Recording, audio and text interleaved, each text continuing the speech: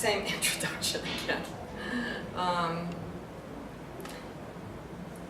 Hi, I'm Dr. Jane Goldberg. I'm the owner of La Casa Day Spa, and we are convened here in my beautiful spa, La Casa, tonight. This is the 7th of our series of lectures, and tonight it's going to be on nutrition. So I'm going to introduce our guest speaker, Stephen Halpern, by telling you a little story about Greg, the manager of La Casa. He went for a routine physical, and he was told that he was basically in kidney failure. His kidneys were functioning at 20%. The doctor told him that 10% was dialysis. He had no other symptoms, and the doctor was quite puzzled. He didn't know why Greg would have this, since there were no other symptoms. No other symptoms in terms of blood work or blood chemistry or anything. So Greg asked the doctor if it was reversible, and the doctor said no, not reversible. So I convinced Greg to do three things. I convinced him to go off wheat. I convinced him to stop eating chicken, which a food allergist had determined he was allergic to, and I convinced him to see our guest speaker, Stephen Halpern. And Stephen put him on a whole slew of supplements and powders, and Greg's been so unbelievably faithful to your regimen. I mean, he has been really OCD about it. And he gets really upset if he gets down, the bottle only has a few supplements left, he's got to order it right away. So anyway, he just had his last, this is about 3 months now, and he had his last physical with the same doctor, who said that his kidney function had significantly improved. Stephen's memory is that it was about 40%. My memory is that it was 26%, but somewhere between 26 well, let's and split 40. half. Okay. And Greg obviously is very pleased. And when he asked the doctor, I thought this was an irreversible condition. Do you have an explanation for this? And the doctor said, no, I do not. So I believe in Steve. I think he really is a really smart person. I don't know whether he has a photographic memory or not, because he doesn't memory of anyone I know. And I've just gotten really impressed with him, and I'm happy to have him here. And Stephen, the floor is yours. Thank you for the opportunity. And when I teach my classes on doing presentations, I'm going to follow my guidelines, which is tell the audience what you're going to tell them, and then retell them. Okay. So basically, I'm going to cover two aspects. One is an amazing personal story, very intimate personal story for me. How did I start? Really quickly, I heard my first nutrition show on the radio with Carlton Fredericks at 13. I'm 67 now, and this man on the radio with this really nice British accent said, even though he's American, he had his fake British accent, he said, sugar is poison. I went to my parents, and we have 3 sugar bowls, and we would put on the sugared cereal. I said, he said, this man on the radio said sugar is poison. And that started my journey. And then I got into sports and athletics, and put my friend on the first weight loss program when I was 16. I created my own gym, and it was thrilling to actually see someone go through changes. The kind of nutrition that I practice and the kind of nutrition that's here wasn't available in schools. There was no way to get this education except study with doctors, take courses. There was no formal real program. You could be a dietitian, but I didn't want to be a dietitian pushing Hershey's bar or chocolate in hospitals and Jello. It wasn't my interest. Unfortunately, my parents came down. My father had severe heart disease and painful sciatica. The little knowledge I knew, I brought him through 6 heart attacks until the doctors in the hospital last time refused to give him magnesium, and he died actually from a magnesium problem, which is related to a digitalis overdose. Magnesium is related to that condition. My mother had cancer, breast cancer, did the traditional route, despite what I can do, and my parents died 6 weeks apart. So that was a turning point for me in the nutrition field. I then lost my younger brother from AIDS right before the AIDS drugs. Even though he did the best he could, there was that timing. So there were 3 family failures. And as I've talked to practitioners, it's very, very difficult when you can't help your own relatives. Well, a gift came about. And it's strange how they don't seem like gifts at the time. My brother Howard was a musician, is a musician, very well-known musician, very skilled, also a very successful stock trader. And I asked him to help me with the vitamins a bunch of years ago because it was easier for clients to get that. So he sort of learned a little bit about it, and he got pretty familiar with it, and he was in pretty good health, despite a family history of heart disease. Some life stresses hit, and Howard had a very minor, non-damaging heart attack. They brought him into a hospital. He was perfectly fine, and they convinced him that he needed bypass.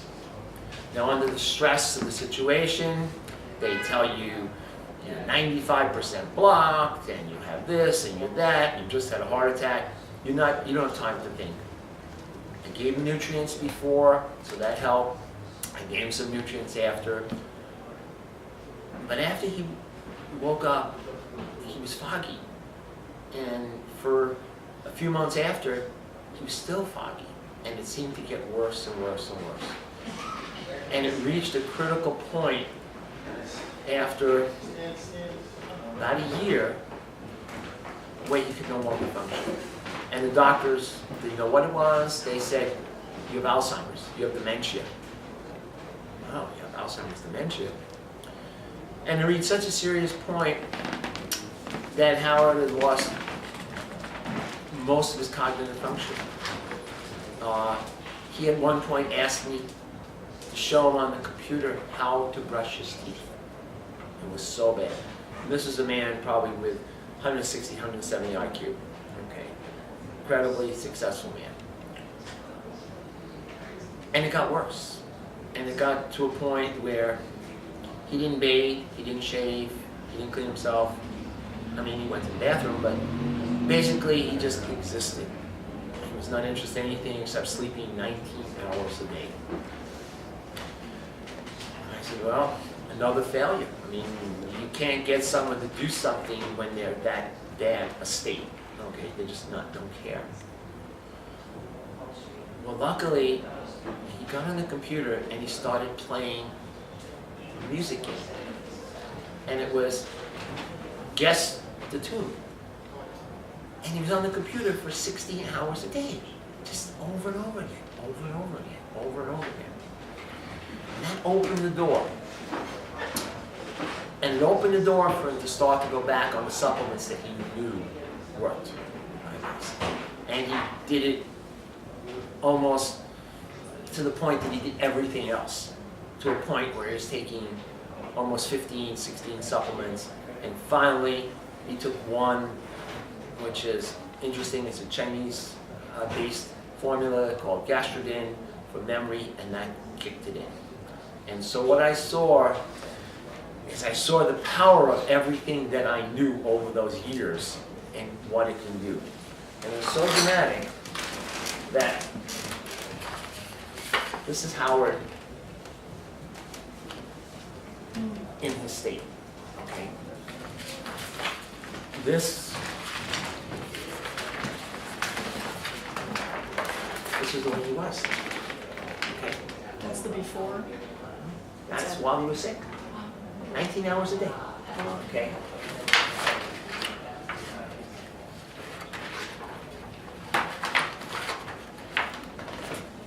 And this is Howard playing a recent concert. This is Howard playing a recent concert. To a point where he only needs 4 hours a day sleep. And he's up at 6 in the morning. And I say, why? He says, I'm on a mission. I says, what's the mission? He says, I don't want people to go through what I went through. Because I've seen what's possible. Okay. And so that's been the exciting part for me, to have a validation of what's possible. Okay. So that's the first part. Now the second part is, I'm very, very interested in anti-aging medicine. Okay, I work with 2 great docs, holistic doctors. We're very smart and very open. Now, how does this whole anti-aging stuff tie into everything that we're going to talk about? It's very simple. We're all about energy. Each one of us has around 15 pounds of what's called mitochondria. Mitochondria are our cell batteries.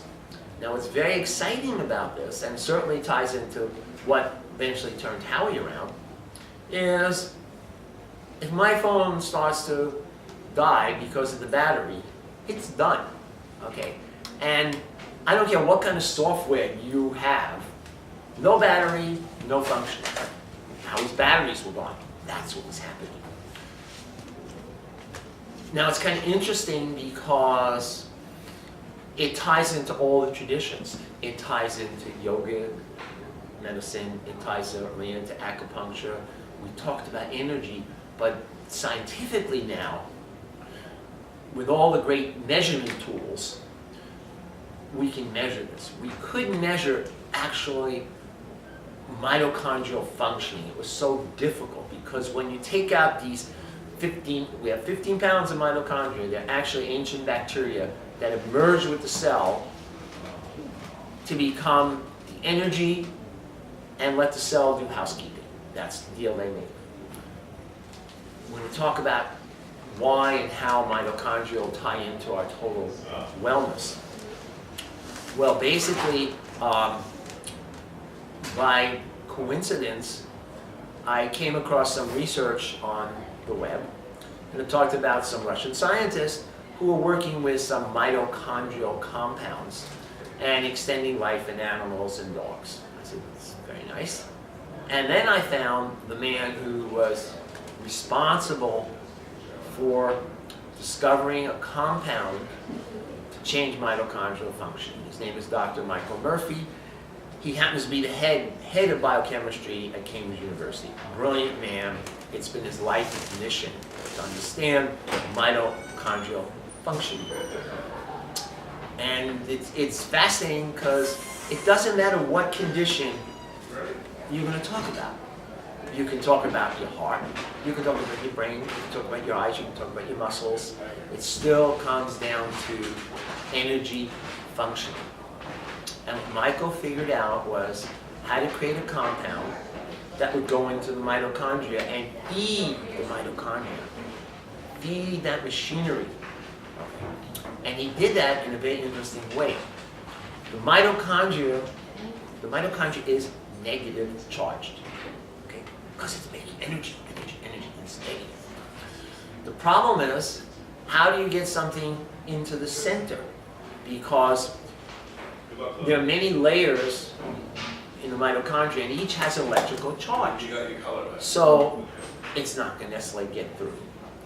And he figured out by putting a positive charge on a special kind of Q compound, a Q10 compound, not the same Q10 we think about, it was driven into the mitochondria. And they saw animal changes in Alzheimer's, Parkinson's, many conditions. Okay? And it's one of the things that my brother had the privilege to be on, as well as many other nutrients, such as the brain shield, which we can talk about. Okay, so how does this tie into the whole aging process? The brain shield had the Chinese urban? The gastrogen, which made such a big difference. Now, what's kind of interesting is, whenever I look at beneficial nutrients now, I look at how does it affect the mitochondria. Now, what negatively affects the mitochondria? Interesting, because there's an acronym I like to use for aging. And it starts with mitochondria, inflammation, glucose, and oxidation. M-I-G-O. Okay.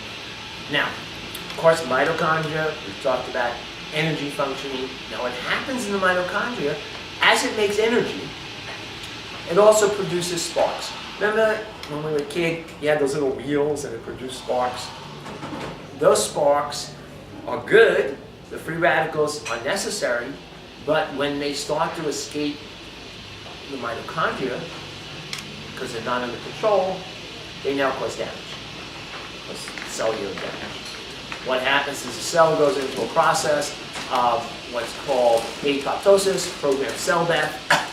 That's wonderful when you have cancer. It's not so wonderful when you have healthy cells. So if you have this programmed cell death in your muscles, you get what's called sarcopenia, you get weak muscles. If you have it in your eyes, you get macula. If you have it in your brain, you get Alzheimer's. Doesn't matter, you get unnecessary programmed cell death. What we want is we want mitogenesis. We want making new mitochondria. Okay, so how do we do that? Well, let's go into some basic nutrition factors. Okay, one, drugs damage mitochondria. Because, now think about this is very interesting. If mitochondria are bacteria, what happens if you take an antibiotic? Well, it's going to kill the bacteria, but guess what? It's also killing your mitochondria. So now your energy to survive the infection is going to be affected. Statins, well, we know what happens to statins. Statins also damage mitochondria. In fact, they cause heart cell damage. We've known that from the start, that they call cardio cells die in response to statin. Well, that's kind of interesting. So they tell you take a Q10. The problem is, here's the problem. The problem is Q10 doesn't go into the eyes. When you take a statin, you stop the production of Q10 in the eyes. It's not going to go in. So you need a Q10, you need a mito-Q to go into the eyes, go past the brain. Well, wait a second. If statins block Q10 and it's affecting cellular functioning, how about the brain? Well, of course there have been studies on statins and brain dysfunction. To show you how the system works, it's really an irony. I just saw a study today and they said, oh, taking fish oils, EPA, with statins is a good idea. Well, why not just take the fish oils? Why do I need to take the statins? I mean, it's kind of interesting how, let's bridge the gap, We'll tell them to take statins, but we'll tell them to take this. Okay, so, all sorts of drugs can affect mitochondrial function. In fact, there's a really terrible condition when people are on Cipro, there's damage to the mitochondria, and they can wind up with horrible tendinitis and muscle damage and all sorts of conditions. Yes, an antibiotic is necessary when your immune system is so depleted and you need to treat the infection. But at the same time, we have to educate physicians to use nutrients to prevent the damage from the antibiotic. It's not just the probiotic environment that's affected. We always think, oh yes, the probiotic environment is affected by, taking antibiotics. That's absolutely true. But cellular functioning. And so many times, often the question is, the antibiotic worked to kill the infection, but the person died. Why? Because their energy was shot. Gone. No energy. So yes, it does tie in. So, medications. Now, the other aspect, metals. All sorts of metals in the environment can affect mitochondrial function. Lead, mercury, cadmium. This whole thing about rice now, and rice having, various strains of rice can have arsenic in it, and they found it in baby foods, things like rice syrup. Lead levels, they found, for instance, even in New York City, they went around to the gardens that people were growing, all the city gardens, they had lead like 20, 30 times what it was supposed to be. Wow, if it's in the soil. Is that from the buses and the cars in New York City? Well, all that lead, In which plants? Huh? In the green plants? Yeah, the soil, yeah. So again, lead. Okay, lead in the environment. Can lead damage mitochondria? Absolutely. Mercury, we know from the fish, can that damage mitochondria? Okay. So now we have metals, we have medications, we have radiation, excessive radiation. And we can talk about, the good and bad of that aspect. Can electromagnetics affect mitochondrial functioning?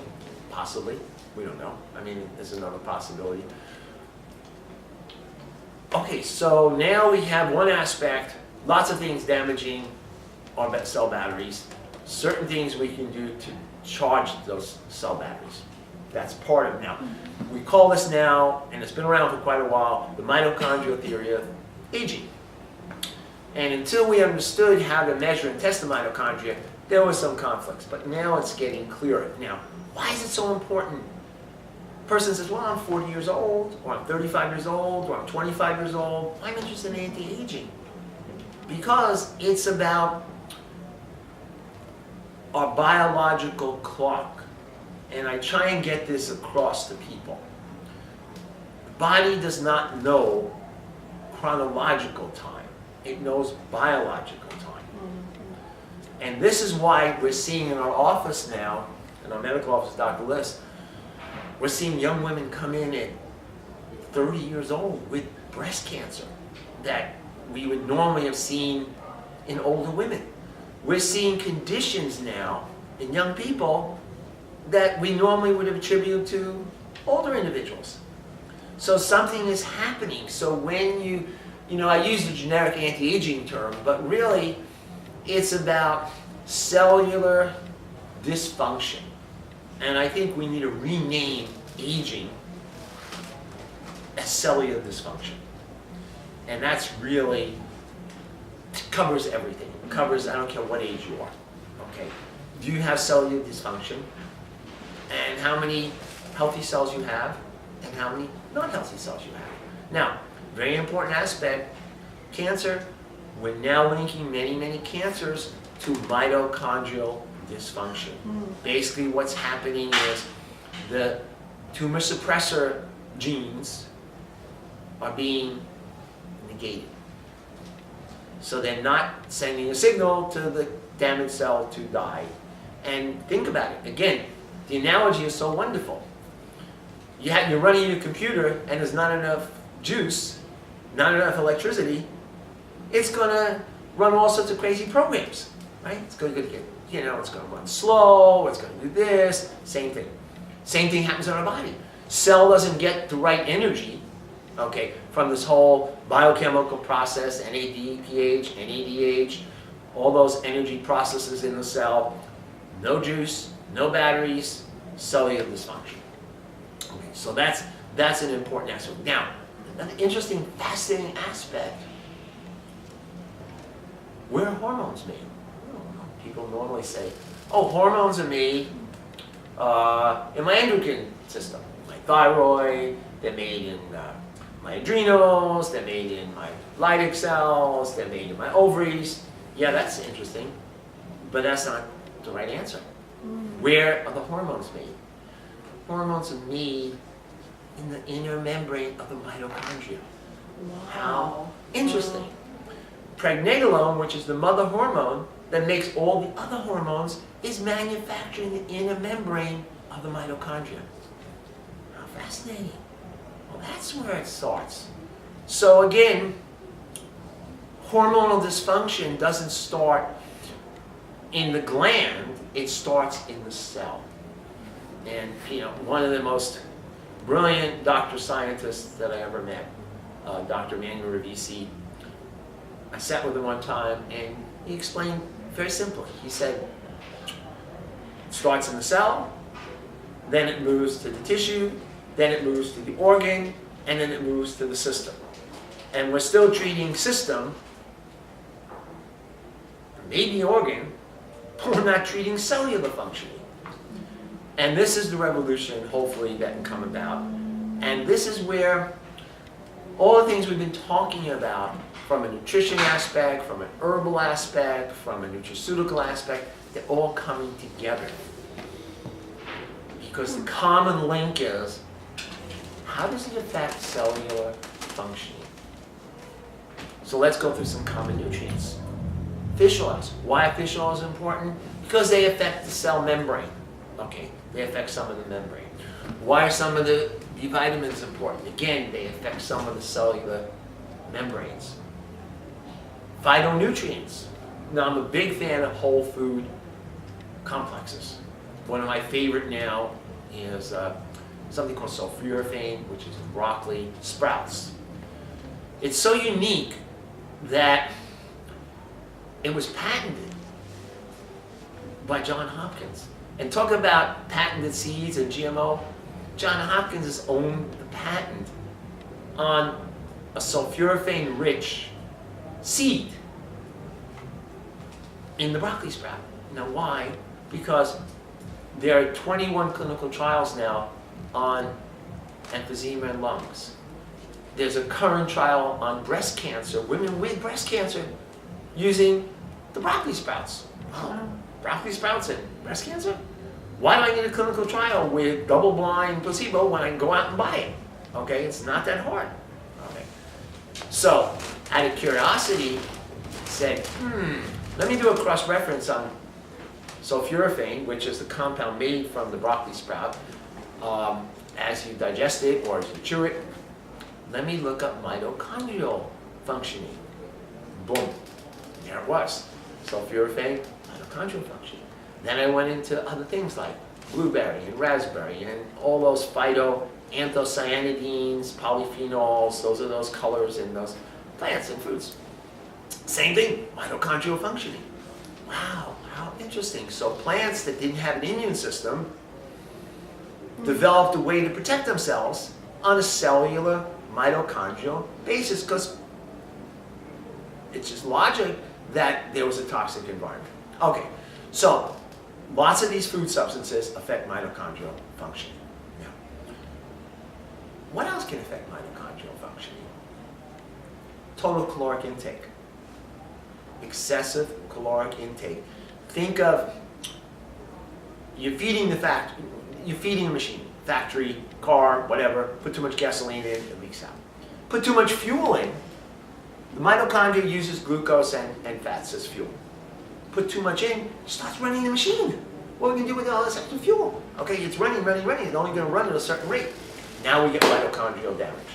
So it's kind of interesting is when we see caloric restriction, which is another big thing that I'm going to talk about, we see improved mitochondrial function. Okay, very, very important. So, and there are certain nutrients that can mimic. So, we have mitochondria. Then we have inflammation. Where does inflammation come from? Inflammation comes from the end. Mitochondrial dysfunction, lots of free radicals. Inflammation comes from where? Too much free radicals. Mitochondrial functioning again. Right? Inflammation is a stimulation by the immune system, right? The immune system is producing inflammation markers or whatever. But basically, if we track it down and you cross-reference inflammation and mitochondria, you're going to see the same thing. Free radical stress, okay? Oxidation issues, excessive oxidative stress will result in inflammation. Now we do blood tests, we look at CRP, C-reactive protein, and we see the C-reactive protein related to cancers, we see it related to arterial disease, we see it related to these conditions. So we see inflammation, but it's not inflammation necessarily when you see a CRP, why are you getting the inflammation? What's going on? Okay. Yes, you can have a stimulation, you can have an infection that's causing, the body's reacting to the inflammation, you can have stresses on the system that are causing inflammation. But the inflammation is intimately tied into oxidation, right? Oxidation because, oxidative stress, meaning you're producing lots of free radicals and lots of peroxide radicals are tied into the inflammation. And then we see the glucose levels and insulin levels, and basically what we see is that as the fasting glucose goes up, disease states go up. Okay. How exactly it ties into mitochondrial, it's kind of interesting, but we've noticed when we've improved mitochondrial functioning with certain these nutrients, the diabetes, glucose issue seems to disappear. Okay. We don't understand the involved chemistry. It's It's a very, very technical chemistry. So this is the anti-aging part, right? Mitochondrial functioning, those conditions can affect us in any age, in any state. As I said before, it's kind of interesting. One of the pioneers in this field, Dr. Jeffrey Bland, just came out with a new book, and it's about the end of disease and no disease, and he's talking exactly what I'm talking about. Okay, if we can improve cellular functioning, conditions will change and improve. And then we move on to genetics. Now people will say, well, again, we'll go back to mitochondria, anti-aging, this whole thing, genetics. Oh, well, my grandfather, they had it, they lived a long time. Okay. Or, I've got this gene, and it's a problem. The field has now evolved to something called epigenetics. Very, very important concept. Epigenetics is the idea that genes can have on and off switches. And part of the reason for that was that we couldn't wait centuries to evolve to our environment. We needed a quicker way. We couldn't wait for the change in the structure. By the way, kind of interesting, just a note in my head, mitochondria have their own DNA. Not only do they have their own DNA, but it's inherited through the mother. Kind of interesting. They use it as a way of tracking back history. So if you have bad mitochondria, blame your mother. You can't blame your father. So interesting. Getting back to epigenetics, we needed a quick way to adjust to our environment. And this epigenetics now is a very hot field in science and medicine, meaning that the idea that nutrients, stressors, exercise, all sorts of things can affect epigenetic expression. They can affect these switches. Now here's an interesting study that came to mind.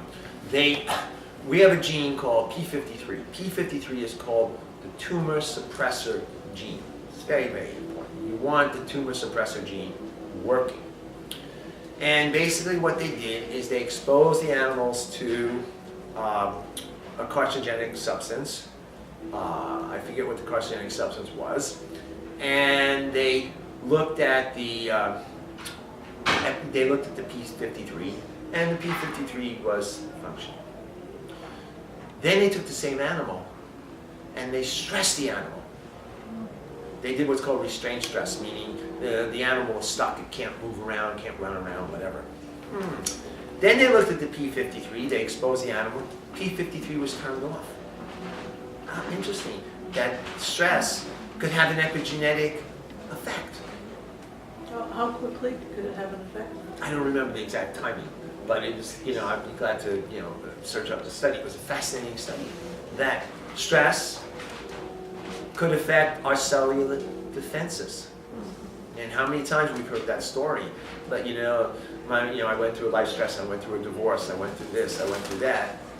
And we hear the story, it's, from the psychology point of view, mainstream psychology, no, it's just, it's not, it's because of your genes, it's because of you were exposed to stuff. No, I know it was the stress. And now we know that those stressors can affect epigenetic expression. Now, what can we do about it? We can certainly do nutrients. We can certainly do lots of blood chemistries, find out what you're missing, try the best we can with the knowledge base we have right now, which is still limited. Look at heavy metals, look at things that are affecting you, and putting that together. Now, getting back to diet, this is another interesting factor. And this research comes out of Mount Sinai. Really interesting research going on in anti-aging at Mount Sinai. And there's a process called there's two processes. One is called, let's see if I can say it right, autophagy. Autophagy is cellular cleaning. The cell cleans out itself. It does a recycling. What it does is it takes the junk, puts it in a bag, gets chemicals, and gets rid of it. What happens? It doesn't get rid of the junk. The cell accumulates junk. It gets damaged. It becomes cancerous. and it's either going to die or it's going to mutate as a damaged cell. And that's called again? Autophagy. Autophagy. Autophagy. And then there's a process called, again, apoptosis, which is programmed cell death. So sometimes if you get too much, if you get too little autophagy and you get lots of damage in the cell likely to kill itself prematurely, or not kill itself when it's supposed to. Then it's a cancer cell. Okay. So, how do you affect autophagy? Well, traditionally we say, eat breakfast, right? We've all been trained, you know, eat your 3 meals a day, you know, eat your breakfast. And now, the head anti-aging scientist at Mount Sinai, whose research is autophagy, says, don't eat breakfast. Why don't eat breakfast? Excuse me. If you fast overnight, right, now you got 8 hours. The longer you can fast, the more you're going to induce autophagy. The more you're going to have the cells clean out. Well, again, now we're looking at cellular functioning, right? We're not looking at, well, yes, you people can have imbalances of hypoglycemia and blood sugar problems and adrenal problems where you're not producing enough glycogen and they'll get dizzy and whatnot. Yeah, I mean, there are many, many, extraneous situations like that. You want questions? No. We're going to do it here. So, yeah, there can be extraneous reasons. But my personal experience is that you can easily, after a while, adapt to that process. Okay? Because that was biologically and through evolution, we didn't have 3 meals a day. Right? I try to explain to my clients, hunters-gatherers didn't say, oh, it's breakfast time, right? It's time to eat lunchtime. No, it's hunger, right? Eat when there's food and eat when we're hungry, okay? Not breakfast, meal, dinner. That's, civilization. It's not biological. And it has nothing to do with chronobiology, which is a whole other interesting thing we can talk about. Chronobiology is the idea that, our bodies go through 24-hour cycles, our hormones change. If they give, for instance, a cancer drug at one time of the day, it's going to have a totally different effect than another time. And we don't even study chronobiology because it's so complicated. If you give any kind, so our chronobiology is really, really interesting. Now, where does chronobiology start? Guess what? Mitochondria. Mitochondria is the clock of our chronobiology. So, the food thing is kind of interesting about getting back to cleaning out the cells with autophagy, having healthy programmed cell death, so that damaged cells, are eliminated. And again, that's with healthy nutrition. Now, exercise, where does that come in? Well, we found that exercise, especially of a stress nature, increases mitochondrial biogenesis. How do I know? Because I had dinner with Dr. Murphy in Las Vegas, the anti-aging conference, and I sat there with him. We were talking about MitoQ, and I said, how about exercise? And his eyes lit up. Exercise, of course, stimulates mitochondrial biogenesis. Oh, okay. So think about lifestyle. Think of anti-aging, think of diseases, sedimentary lifestyle. No muscle, stress, no biogenesis. So the interesting thing of pulling this all together, it seems that certain stressors, appropriate stressors, upregulate survival systems. And part of the survival system is mitochondrial functioning, right? So when Hans Selye talked about stress and his whole stress theory, he later modified it, okay? And we're starting to learn that He had good stress and bad stress. The good stress he called eustress. Eustress. That we need stress. We need certain stressors, okay? But what I've learned is compensation. You stress the system, but then you compensate. So now, if you're malnourished and you stress the system can't compensate. Right? In If other you- words, it can't recover. Can't recover. So if your endogenous antioxidant system genetically, you don't produce enough glutathione, which I love. I use pharmaceutical grade glutathione for 20 years to stimulate the natural liver antioxidant system, and glutathione is very important for mitochondrial functioning. But let's say you're, for whatever reason, you don't produce a lot of glutathione, or you don't produce enough folic acid. You're not converting the folic acid properly. What will happen is you're not going to adjust to the stressor, right? So that's why you see someone and they're stressed and they're not eating. You say that should be good. Yes, to a limited extent. But if they start to be malnourished, they can't benefit from the stressor. And what was fascinating to me, again, in pulling this all together, that's why fasting worked. For years, people fasted. All traditions had fasting. And they actually found that people who, because of religious reasons, do traditional fasting, did much better health-wise. But the fast, now you say, well, why? And, well, because it upregulated cellular functioning by improving autophagy. They were getting rid of the junk. So, Fasting how frequently? Or for how long? oh, well, they found, again, it's varied, but what they found is basically, people who were, Like once a year for Yom Kippur, is that good enough? no, I think, the theory right now is that caloric restriction is similar. We're talking about the same kind of mechanism. And that doing a 3-day, every third day caloric restriction worked the same way as trying to lessen your calories by 30% every day. So if you did a 30% less on the third day and not overeat particularly on the other days, that was fine. Or what I like to do is just postpone the eating. Postpone the eating as long as you can. That every third day, I just happened to know this. My alma mater did the research on that, Washington University School of Medicine. Great. And it's an interesting anecdote about when we talked about the 3 meals a day. I have a 26-year-old, and I got to do all the stuff I wanted to do with her until there's a little rebellion. But she doesn't eat until she's hungry, because I constantly said to her, I'm not feeding you until you're hungry. I don't care what time it is. We're run by this mechanism that has nothing to do with our chronobiology. Okay, it's totally cultural, and it's not particularly healthy.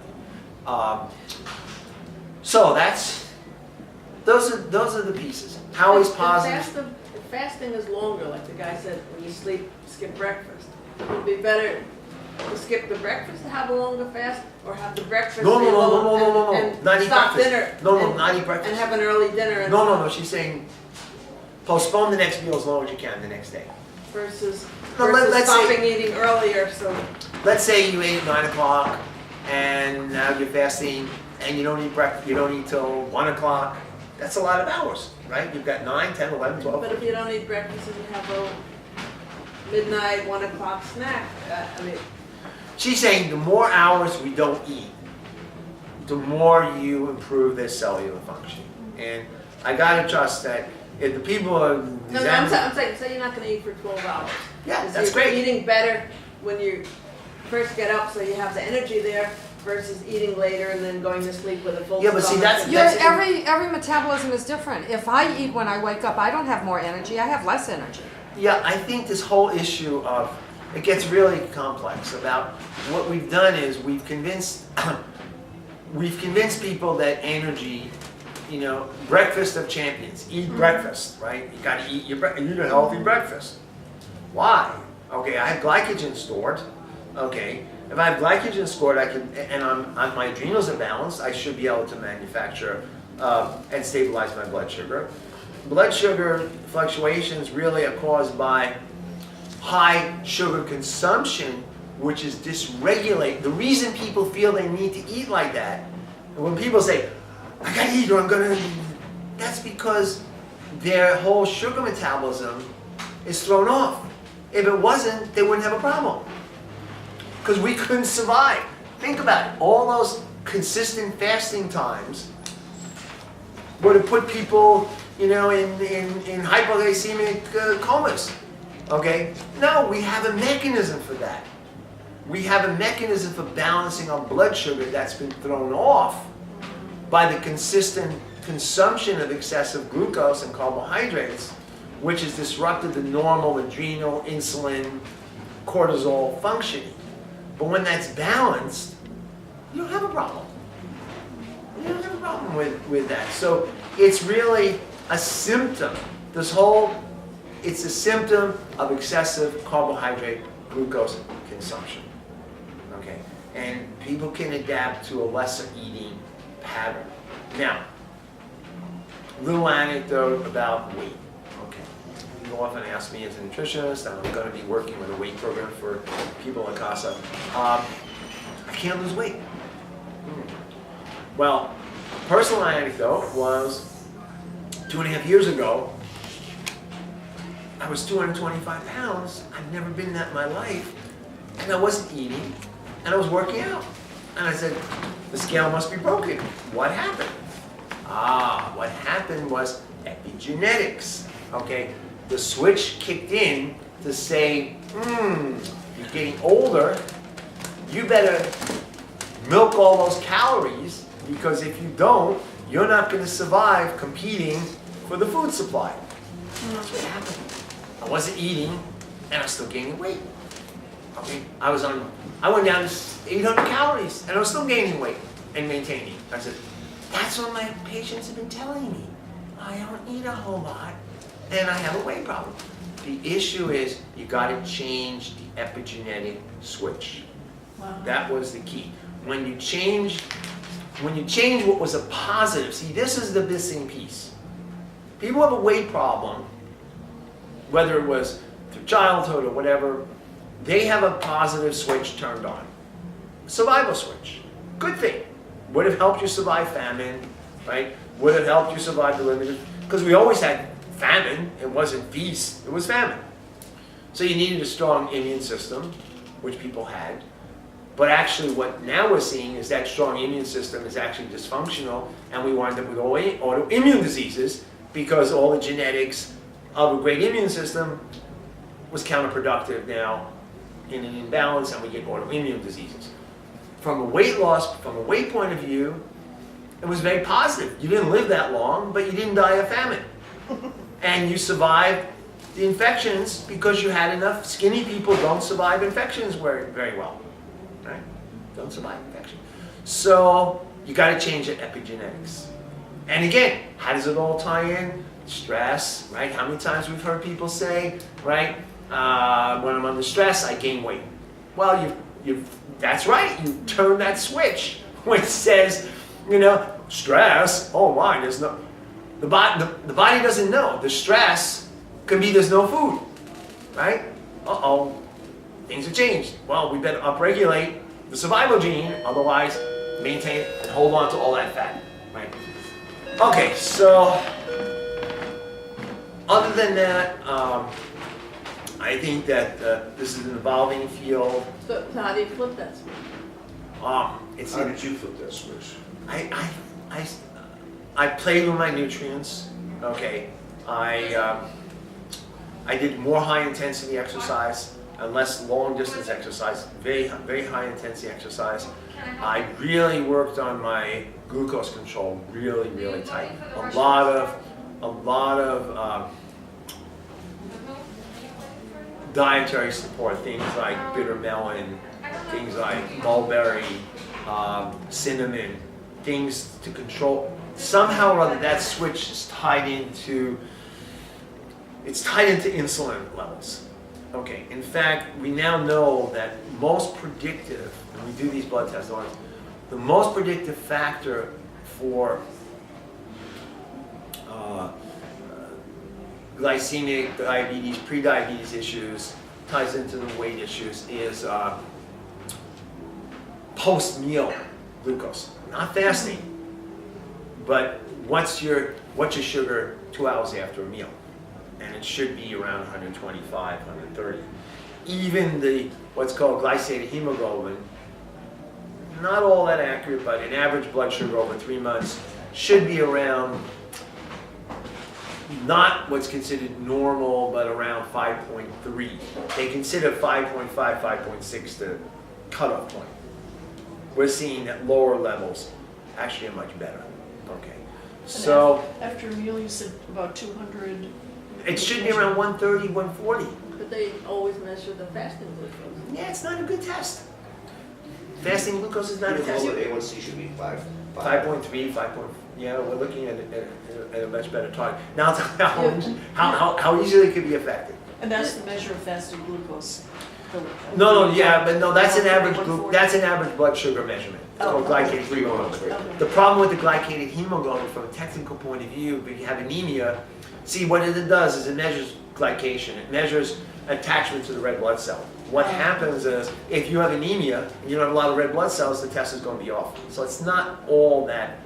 It's not all that terrific a test. You said you flipped the switch by playing around with the Insulin. with the Insulin. different nutrients. Now. Yeah, but it was insulin control. The switch ties into one. I did mitochondrial stuff.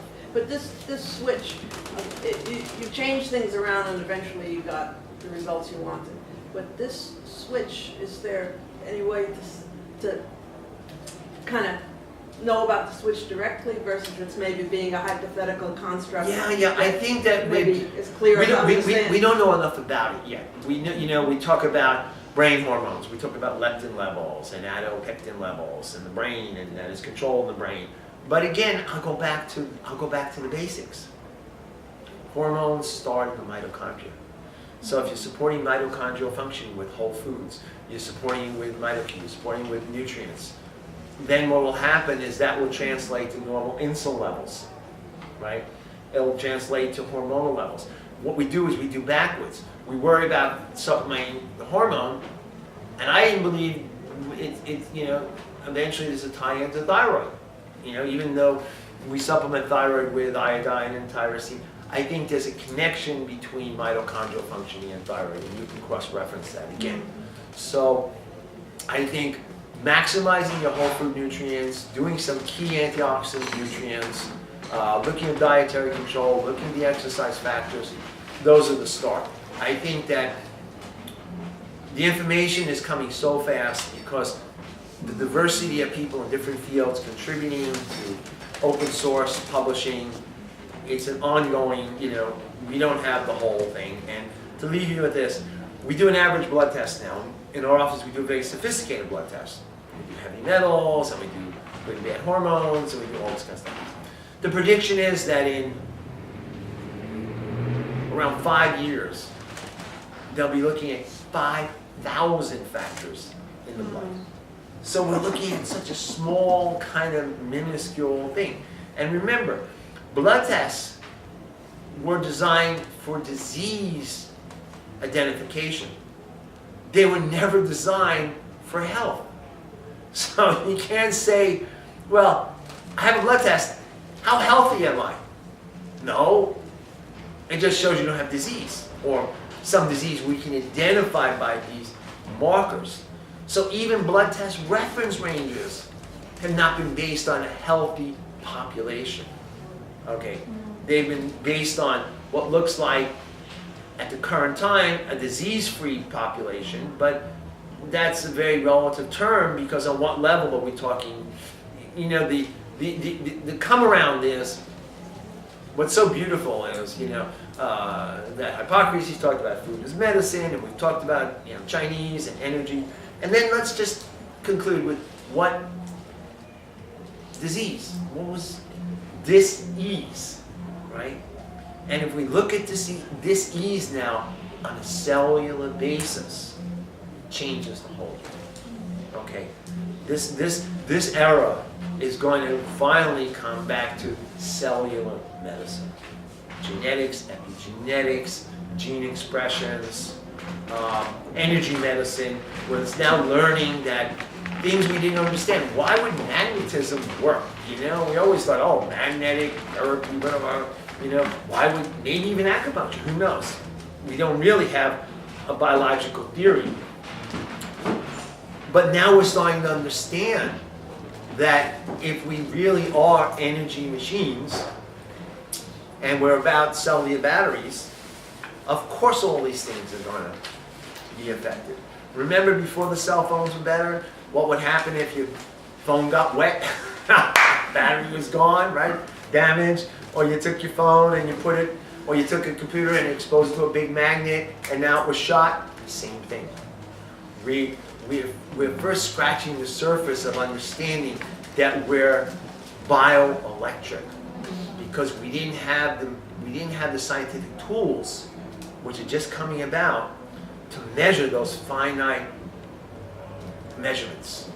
Okay, so that's it. How long have you been involved with your office or other places with these more sophisticated blood tests for checking on one's health? That's part one of the question. Oh, I work with Dr. List now for probably almost 3.5 years. Okay, so then the next question, and you've been trying to do all kind of healthy things for, what, like 54 years, evolving, getting better and better. So then why 2 years ago would something happen to the point of... Because I turned 67. And my body went, uh-oh, you're 67, right? And you're not supposed to be as fast as, the other hunters. So you're saying, no matter how well we're doing as we age, there's like speed bumps in the road that can knock us off course? Yeah, and I we have to mean, make what, course how does, corrections? we don't know yet. How does the body know puberty? How does the body know it's time? How do those clocks work? We don't know yet. So it's not something that if we're doing things in a reasonably optimal range, we can kind of handle the speed bumps? Something still can... You don't know. There are too many variables that go into the status of any organism. There's genetics and there's environmental, there's New York City versus Idaho. So you need to know your body and know what stresses will make your body better and what stresses will make your body worse. So I just want to say something about the stress issue. It's called hormesis. Hormesis is the application of a stressor that is the right dosage that is going to get your body to recover better than before it was exposed to the stressor. And it's a phenomenal effect. It exists everywhere on the planet and every system that we have. And you should read a book called Anti-Fragile, which is a great book, which is basically about the hormesis effect. I became familiar with this when my little dog Lily was dying, and I became aware of this technology of radiation hormesis, which is the exposure of low-level radiation to actually heal. And I learned about everything that I read a lot, but pretty much everything that I learned about kind of empirically was from Jay Gutierrez, who now has a clinic in Colorado, who is treating cancer patients and sick with all kinds of diseases patients through the exposure of low-level radiation. He's getting really good results. Which is kind of interesting because when they took, the New York Times has an article today about Chernobyl, and it wasn't across all species. And there seemed to be certain species that were able to upregulate an exposure to the radiation. And I think the mechanism is,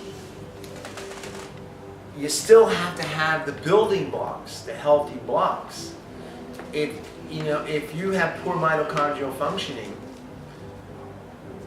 and you expose it to radiation, you're not going to upregulate. There's no juice. Again, there's not enough energy to upregulate survival systems. In other words, what we're starting to learn, and it's still up here, we don't understand all the mechanisms, but we're a wonderful adaptation survival machine, meaning that biologically, we have lots of mechanisms to upregulate survival systems. Okay, upregulate all these pro-survival gene systems. And so, I wish we knew more. I wish we knew more about the effect of when is a stressor harmful? When is the stressor surpassed your body's ability to adapt? We don't know yet. You know, it's not something we can prescribe particularly because as one of my mentors, it's biochemical individuality. That's what we've learned. It's biochemical individuality, and that's why the theory is one person's stressor is another person's beneficial stressor. That people go through the same thing, and one person goes wonderful and the other doesn't. Why? It's their cellular adaptive energy. And I think if your cellular adaptive energy is there, you can compensate. And I think that's the mechanism. We can't do anything about normal life stressors, but we can improve the adaptation and compensate. That's what I've evolved in my practice now. It's about compensation. Compensate. You know you're going to go through a terrible time. Compensate. Isn't it fascinating that, you know, from dogs, when a dog gets sick, they don't eat. How interesting that when we get sick, a mechanism kicks in and we lose our appetite. Why did nature do that? That's an interesting biological finding. Why? Nature should have maybe put a switch and said, eat more. You're sick. Let's do a switch and kick in more eating. Because that not eating is actually a protective factor. Again, going back to what we said biologically, we've learned about autophagy, we've learned about cellular cleaning, we've learned about this. So yes, not eating makes sense. Okay, not to a point. Now, if you have marginal malnutrition, then that's not a good thing. Then you can't produce immune cells. Okay, you can't produce antibodies, you can't produce those substances. So yes, for someone malnourished, of course not eating is not a good thing. But a well-nourished person can go a certain period of time. There's plenty of reserves. You know, certainly for a 24-hour or 36-hour time, you know. But that's kind of interesting. I have to talk to some of my docs about that. You know, why did evolution create I don't want to eat when I'm sick? I've never heard anyone say, I'm sick and I have a great appetite, I just want to eat and eat and eat. No, I don't want to eat anything. Yeah. Because if you're sick and you need to focus your energy on dealing with the illness, and if you have enough reserve for doing that, you don't want to siphon off some of the energy into digesting the food. Right. And all that other stuff. Right. But now, yes, that's on a gross basis. But on a cellular basis, we're supporting cell functioning. We're supporting what all the fasting people used to say, but they didn't really know that there was a basis to it. Oh, you're getting rid of the junk. Yeah, you really are getting rid of the junk. But on a biological microscopic basis, you're getting rid of the junk. How interesting that science, biological science, proved historical experience. Interesting that coming together, that we actually saw that people's experience was validated. They knew it was good, but they didn't know why it was good. And then so they got attacked because people said, oh yeah, it's all nonsense, you know, yeah, you have cancer, you better make sure you eat all the time. Well, think about that. Cancer cells have a very high metabolic rate. They need much, much more fuel than normal cells. If you don't starve yourself, you starve the cancer. Right? If you don't starve if your normal cells get enough, and there's less for the cancer cells will die. So yes, there was some sort of basis to this therapeutic fasting. You know, I think, you know, now we understand the mechanism of it. Okay, I've blabbed enough here. It's such a fascinating subject. I mean, you opened up so much territory. I literally don't even know what to ask first because there's so much territory. I mean, the whole subject of stress is very interesting because, you know, it covers a broad range of things. I mean, if you go out and you exercise, you're obviously you're stressing, and it has theoretically, it has a beneficial function, right? But then maybe you go to the office and you're sitting all day, or you have huge pressures, and you're not in the air isn't very good, and the ventilation isn't good, and the lighting is bad, and those are some other stressors. And I would just say, as a comment, in my own experience as a therapist, when I first got out of school, and of course we have a whole lot of training in that area, because our thing is to help people relax, right? So I would say to people, well, how is the stress? Do you need to, maybe we should, have some relaxing works, because, you're probably under stress. And invariably people would say, no problem, I can handle stress. Stress is good. I really, no problems in that area. And now virtually every person that comes in, 90%, almost everybody, I'm not even saying anything anymore. They're saying, I'm coming because I'm really stressed. And then they, I'll do Here's the things. And it's I think interesting. we need, we've misinterpreted the whole word. Okay, what they really should be saying is, I'm imbalanced. That's That's right. the That's issue. right. That's right. Not about stress, I'm imbalanced. Okay, if your system, the system constantly wants to get into an equilibrium. It's constantly getting into a new balance, a new balance, a new balance. Ravisi used to talk about the constant cellular switching from this way to this way. And then what he used to say is that a healthy cell goes this way, this way, this way, this way. He says what happens is when it gets stuck in one direction is when you have the problem. Okay, so then his theory was either push it more and it would bounce back, or do the opposite to pull it back. But he understood on the cellular basis what we're talking about. It's the lack of, rather than the word stress, I think it's dysrhythmic. We become on multiple levels total dysrhythmic. That our whole system was made to work on a rhythm, right? Right? Our hormone levels, right? Our digestive juices, our blood circulation, everything was rhythmic. What we've done is, on some level, we've created a rhythmic imbalance, That's right. and now we call Exactly. it stress. And people get stress mixed up with anxiety, and they get stress mixed up with all sorts of things. Yeah. No, it's out of balance.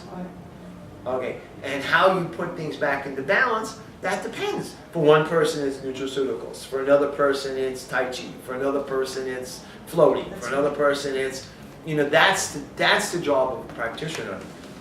To look at a person now and say, okay, you have dis-ease.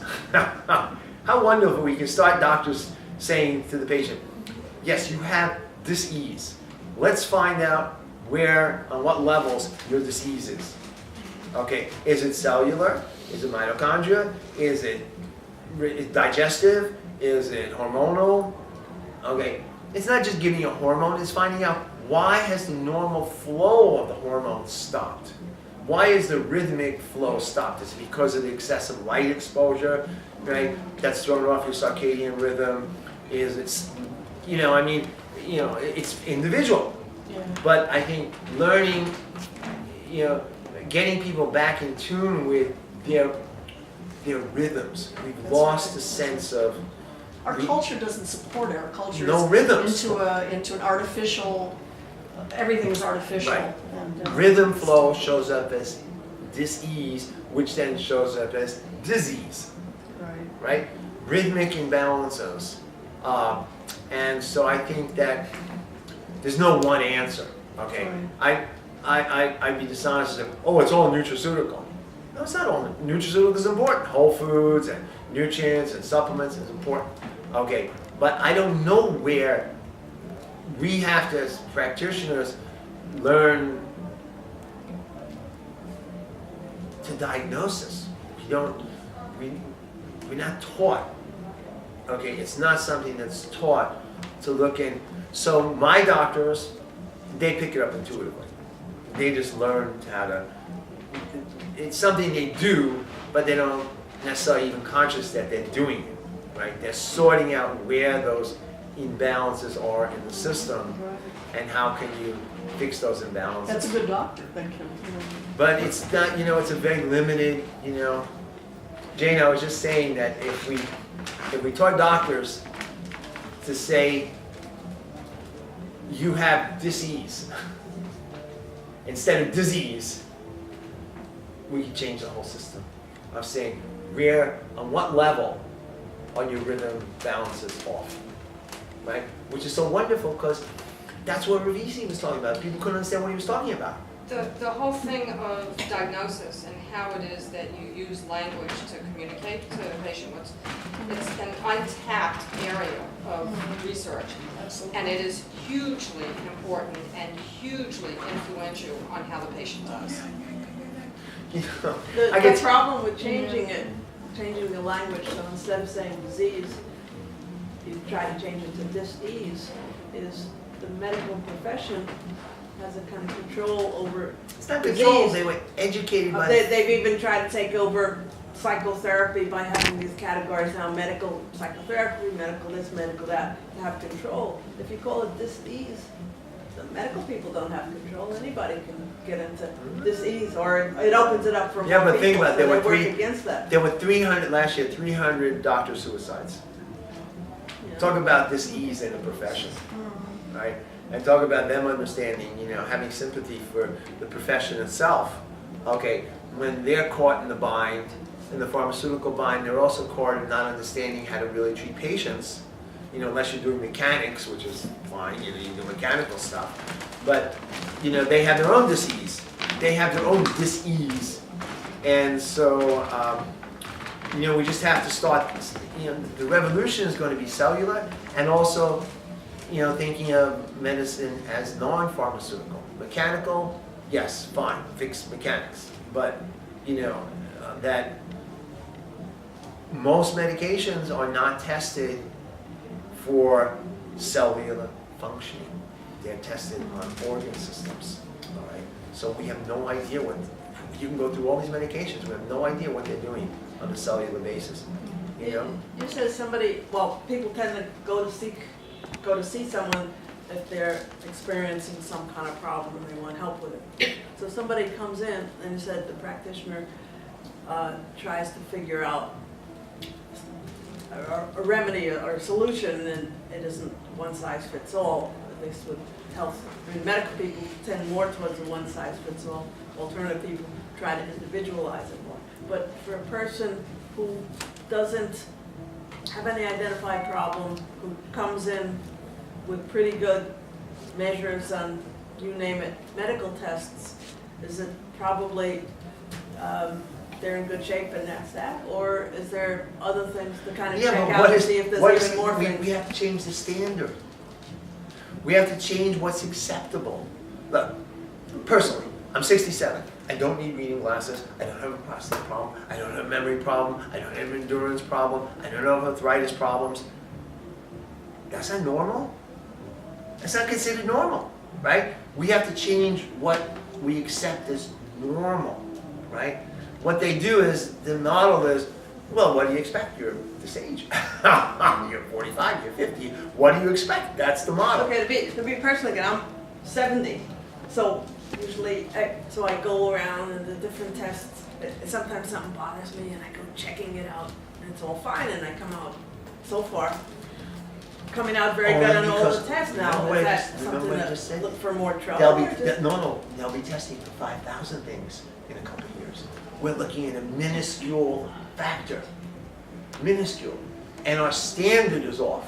But then We should be looking at optimal, not non-disease. But sometimes I'm wondering, is it like too much and it gets you crazy? Or if I'm coming out good on most of the things, But what does Maybe that put mean? all in my head. No, listen again. It only means we can't identify an active disease. It doesn't have anything to do with how healthy are you. How healthy are you? as far as I It's know, not- we're all one No, but- diagnosis away from no. who knows what. A system has not been designed to ask that question. That's right. When have you sat with a doctor and the doctor says, how healthy are you? No, it's how sick are you, That's right? And Oh, we gotta well, label it too. you don't go to a physician. See, I had a problem at the beginning of my work because if you didn't have an identifiable problem, I didn't know what to do. Now I know what to do because it's like, how healthy are you really? Okay, what does that really mean? How much, let's, in Jane's area, how much of our brain are we actually really using, right? How much of our adaptive energy are we really using? What are we really capable of? In the 70s and 80s, we talked about human potential. That's right. But the human potential hasn't caught up to medical human potential, right? We were having expanded consciousness, and we expanded communication, and all sorts of really interesting things on mental and body-mind medicine. But it hasn't caught up to healthcare. We just don't go. So what is preventive medicine? Oh, well, we took your cholesterol test, and we took your blood sugar test, and you're not diabetic, right? And we can't find an Albert thing.